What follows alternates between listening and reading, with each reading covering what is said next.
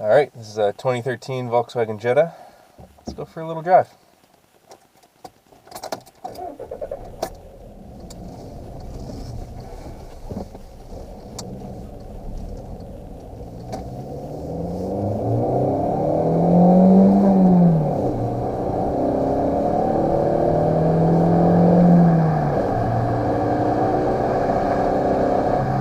Alright, so this is the 2013 Volkswagen Jetta.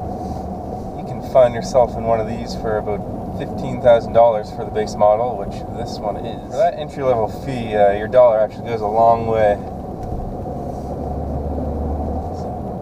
First impressions of this car is actually feels really nice to drive. We're on some twisty roads here out towards Peggy's Cove, beautiful Nova Scotia, and this car loves these bends. It has some pretty light steering, I must say. I wish it was a little heavier, but some people like the light steering. Now, there's a little bit of body roll on the entry to the corners, but once you're mid-corner, the car actually feels really planted. It's really predictable. You can tell what it's going to do. You can see where the limits are, which is nice.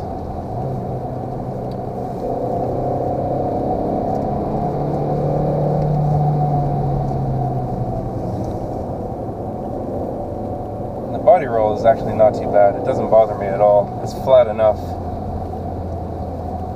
I'll tell you what, for an entry-level car, this thing is half a sports car. I like it. This car feels really solid. You can tell it's really well made, as most German cars are.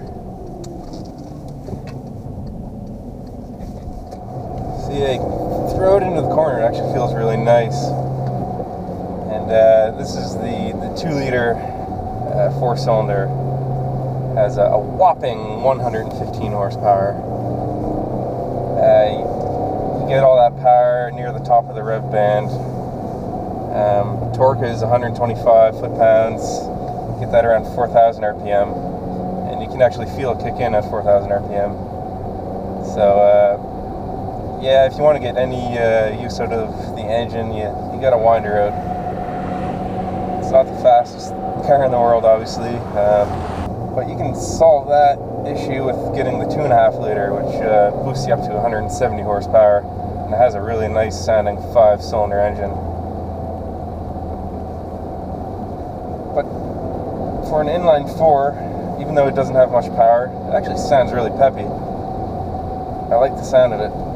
So as I'm running through the gears here, since this is the 5-speed manual, the shifter is actually really smooth. It doesn't have a notchy feel, which you'll find in a lot of entry-level cars, I find. It actually feels really nice.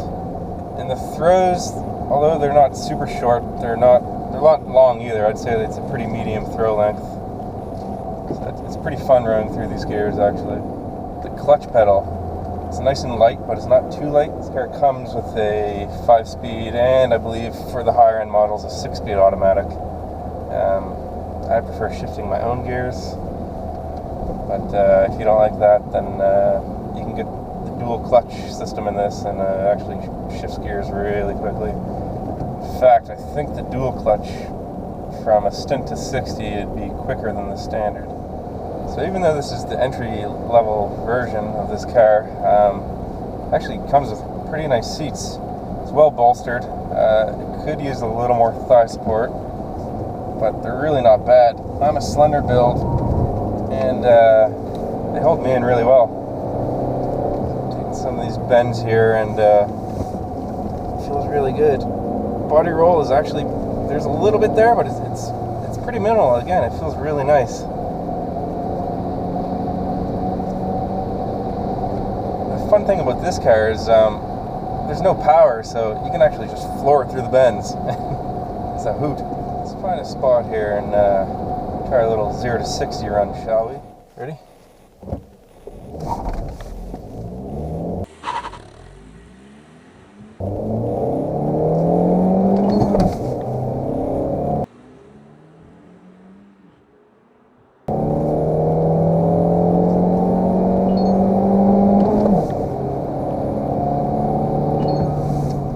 0 to 60, 12.4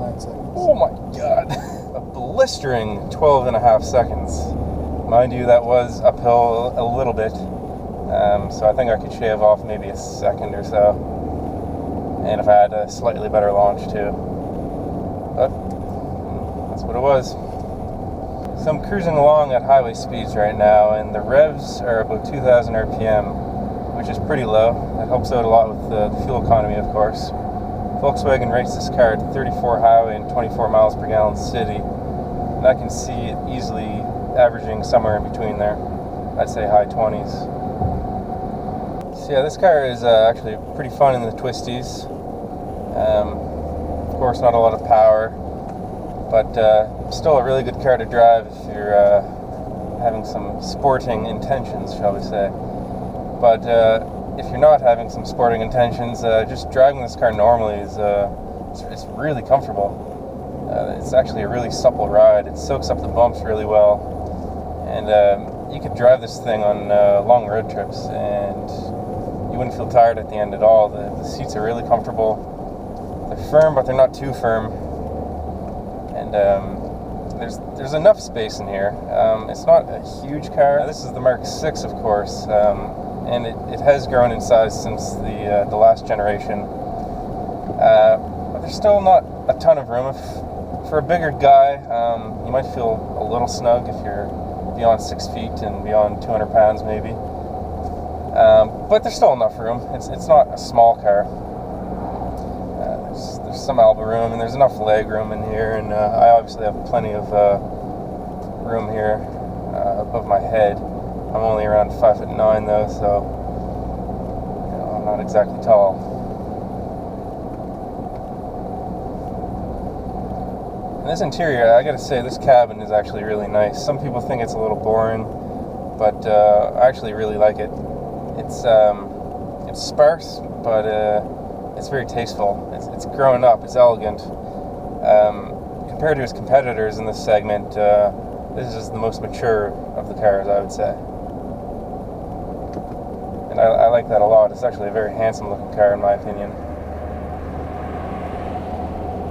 Now the steering wheel on this thing is one of my favorites. Not just for an entry-level car, but I think in general it's actually really nice. It's a good size.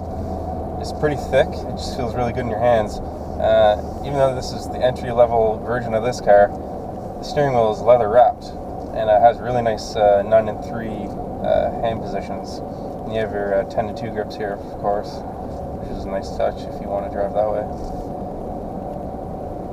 I love the 3-spoke design. It actually has some volume control and Bluetooth buttons. The more I'm driving this car, the more I'm loving it. It really is a fun car. So yeah, I mean, obviously not a dragster. For 0 to 60 times, I almost had to pull up the calendar, but overall, it's a really fun car to drive, and I don't really care personally that it's down on power. Now, if you're trying to pass on the highway, or if you're going uphill, it can be a little annoying. You really have to downshift and sort of wind the thing out. But really, it's not that bad. It's livable. There's enough power, just enough power to live with. So overall impressions, as I tackle these bends here, I should probably start slowing down because we're hitting a little town. Yeah, if you're buying this car, say the 2016 version of this car, which is essentially the same thing, they've changed a couple of minor things. The headlights are slightly different.